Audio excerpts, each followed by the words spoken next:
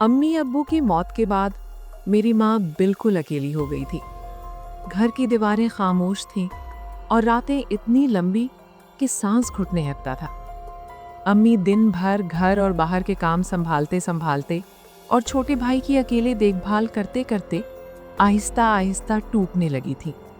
वो दिन शदीद गर्मी के थे। हवा जैसे आग बन चुकी थी।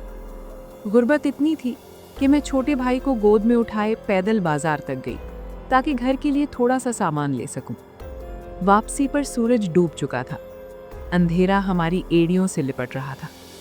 छोटा भाई भूख से पागल हो चुका था।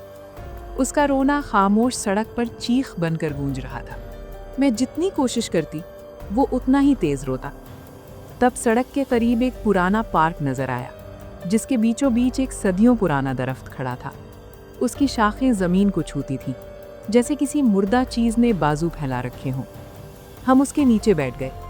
मैं भाई को दूध पिला ही रही थी कि अचानक मेरे कानों में बच्चों की हंसी गूंजी।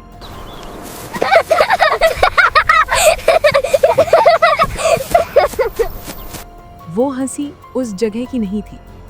मैंने सर उठाया। सामने एक नन्ही बच्ची खड़ी थी। उसके कपड़े पुराने थे, चेहरा पीला, आंखें हद से ज्यादा स्याह।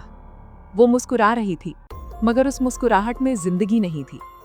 उसने आहिस्ता से कहा, मेरी कोई माँ नहीं, क्या आप मेरी माँ बनेंगी? अम्मी के हाथ कांप गए। दूध की बोतल जमीन पर गिरकर टूट गई।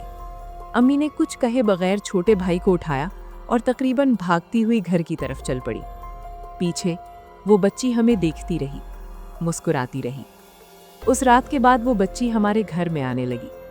कभी मेरे बिस्तर के पास खामोश खड़ी होती और कभी छोटे भाई के कमरे के दरवाजे के पीछे खिनखिनाती हंसी हंसती। अम्मी रातों को जागने लगी। उनकी आंखों के नीचे स्याह हल्के गहरे होते गए। वो छोटे भाई को भूख से रोता सुनती, मगर जैसे सुनती ही ना हो। अक्सर वो कमरे के किसी कोने में घुटनों को सीने से लगाकर सरगोशियां करती रहती।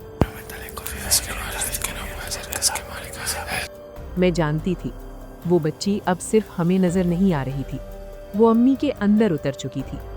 अम्मी का जहन रोज थोड़ा थोड़ा मर रहा था। मुझसे ये सब देखा नहीं जाता था।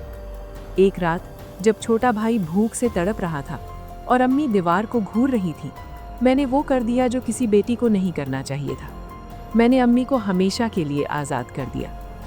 अब सच सुनो, मैं कोई आम बच्ची नहीं हूँ। मैं वही हूँ जो उस दरख्त के नीचे अकेली रहती थी। मैं कई सालों से माँ की मोहब्बत ढूंढ रही थी।